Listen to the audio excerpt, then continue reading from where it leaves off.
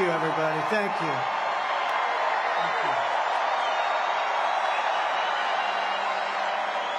Okay, so imagine Thank this. you very You're much, in New York everybody. City, not really a place you think of when you think of Trump supporters, That's right? not exactly a stronghold. And you're surrounded by almost 200,000 people all trying to get tickets to see former President Trump. Wow. That's what happened this past Sunday at Madison Square Garden just a couple of days before the election. Wild. We're diving into this Fox News article about the rally, and let me tell you, it's a lot to unpack. Yeah, it seems like a big move so close to the election. Definitely. And just the size of this thing is unbelievable. Really. Sold out in hours. The garden was absolutely packed. So even in New York, Even in New York. there's a lot of enthusiasm for Trump. Yeah, it shows that there are still tons of people behind Trump, even in a blue state like New York. So it wasn't just a spectacle then. No, the article highlighted some key points that I think give us some insight into the final days of his campaign. Okay, let's hear it. What were some of the main points that he was talking about?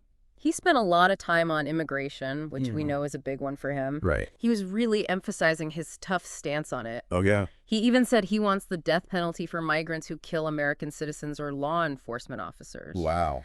And he even mentioned using the Alien Enemies Act from way back in 1798 to get certain gangs out of the country faster. The Alien Enemies Act, that's going way back, isn't it? Yeah, it's from the very beginning of the U.S., and it lets the president deport non-citizens they think are dangerous, especially during war. Ah. Bringing it up now seems like a pretty clear signal that border security and strict immigration policies are going to be top priorities if he wins. Yeah, that's a message that's going to get a lot of his supporters excited, especially the ones who are concerned about safety and, national identity. For sure, and he didn't stop there. What else? He went on to talk about the economy, which is a big deal for a lot of voters right now. What do you have to say?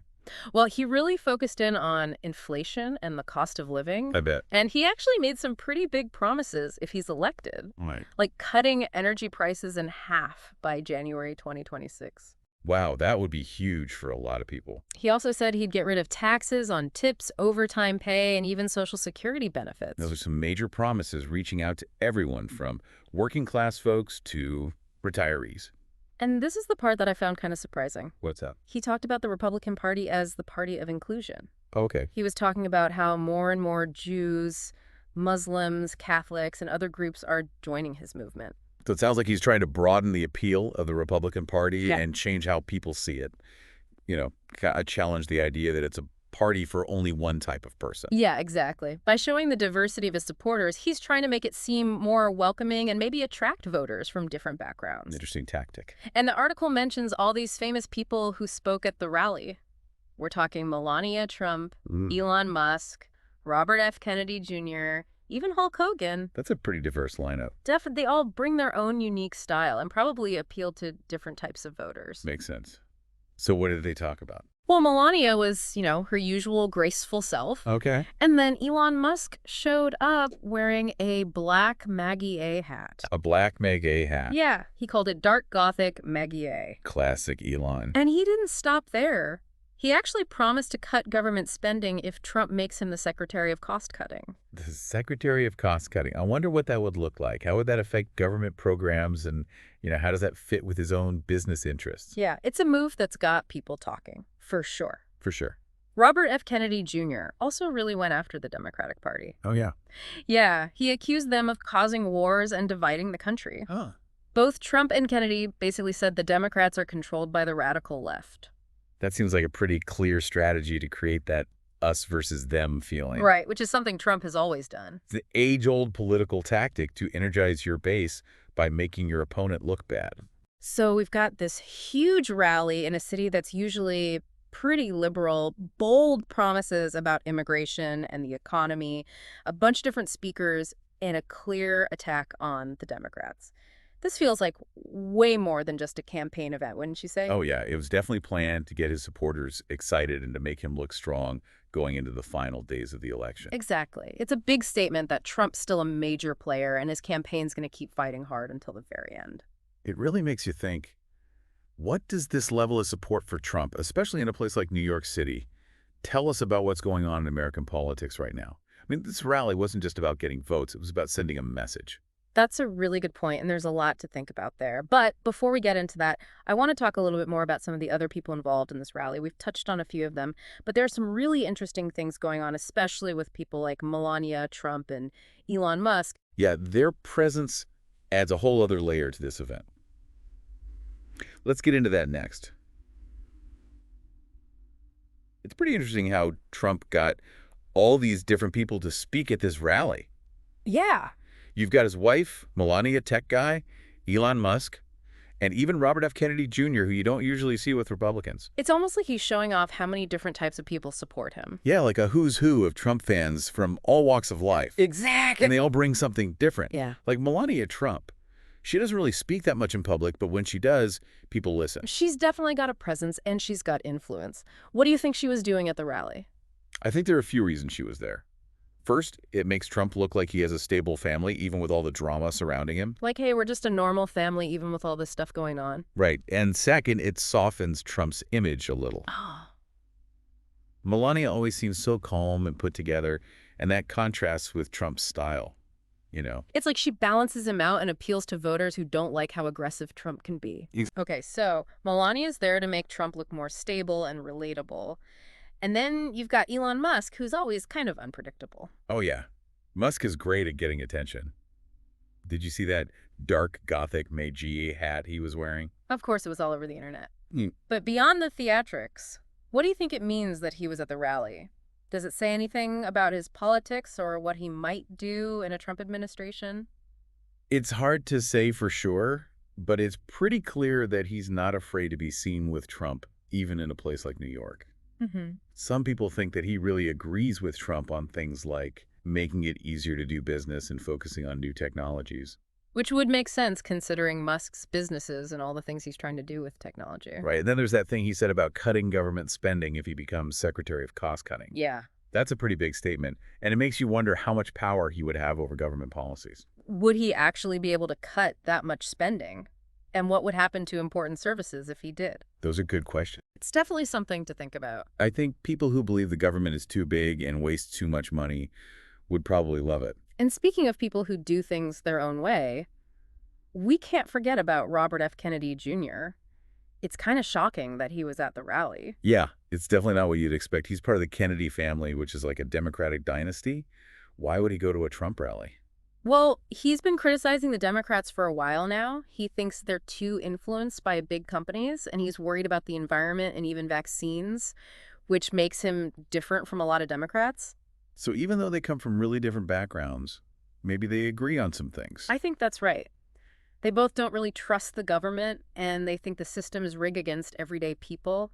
It's that populist idea that's been getting more popular lately. Yeah, it's like the old political parties are breaking down and people are Yeah. forming new alliances based on what they're unhappy about and how much they want things to change. Yeah. And it's not just the speakers. The article really points out how much Trump focuses on making the Democrats look like a bunch of radicals. Yeah, he's still doing that us versus them thing. Right. He and Kennedy kept saying that the Democrats are being controlled by the extreme left. That's a pretty typical move during an election. Ugh. Make the other side look bad so people will vote for you. But do you think that kind of talk makes American politics even more divided?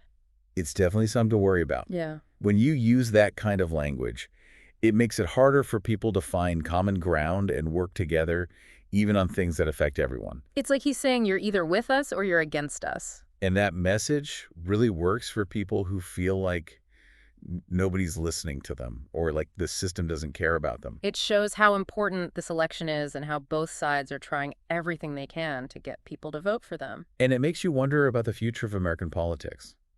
Is it going to get more and more divided, or is there any way for people to come together? We'll have to see what happens. But we can't forget that Trump also made some really big promises about the economy, especially about inflation and how much things cost. Oh, yeah. Let's talk about those promises and what they could mean for people if he wins. You know, those economic promises that Trump was making at this rally really seemed to get the crowd going. Yeah. Cutting energy prices in half by 2026, getting rid of taxes on tips and overtime, and even tax breaks for Social Security. It's a lot. It is, especially for people who are struggling with inflation right now. It does sound pretty good. Almost too good to be true. Right? How likely is it that he could actually do all of that if he wins? Yeah, That's the big question. Well, his critics say that it's just not realistic and that it would cost way too much money. Right. They say that his policies usually help rich people more than they help the working class. It seems like it depends on who you ask. Right? Some people think it would be great for the economy and others think it would be a total disaster. We'll That- see how much he talks about these promises as we get closer to the election. It makes sense that people are so worried about the economy right now. Yeah, for sure. People want someone who can fix things and get us out of this mess. And don't forget how confident Trump seemed at the rally. Oh, yeah. He basically said he was going to win by a landslide. The old landslide prediction. It's a classic way to make yourself look strong and like you're going to win no matter what. Like saying, don't even bother voting for the other guy, I've already won. Exactly. But with the polls all over the place, can we really believe him? It's hard to say. It's important to remember that those are just predictions. Things change all the time in politics and anything could happen. This article really captures how excited and passionate the people at the rally were. Yeah, you can practically feel the energy. You can really see how much they support Trump. It's clear that he still has a huge base of loyal supporters, even in a place that's not usually friendly to him. It makes you wonder what it is about him that connects with people so strongly. Well, he's really good at making people feel like he understands their frustrations. Like they're being ignored by the system. He's the outsider who's going to shake things up. Yeah, and he fights for the little guy. He definitely knows how to make people feel like he's on their side, even if you don't like his policies. That feeling of being understood can be really powerful, especially when things feel so uncertain. So we've gone pretty deep into this rally, and it's clear that it was about a lot more than just campaigning. Absolutely. It showed us how Trump is trying to win the election, how he connects with voters, and how he's trying to get his supporters excited. We also saw how much money and influence matter in politics and how divided our country has become. And it leaves us with some big questions to think about. What does this kind of support for Trump mean, especially in a place like New York City? What does it tell us about where America is right now? Those are questions you should be thinking about as we get closer to the election. Make sure you're paying attention, talking to people, and most importantly, voting. Well said. This deep dive has given us a lot to think about. It really has. Yeah. It's been interesting to see how politics works and how people try to convince each other. And like always, we encourage you to keep learning, asking questions, and getting involved in the things that matter to you. Because in the end, it's up to us to decide what kind of country we want. Until next time, keep being curious and keep digging deeper.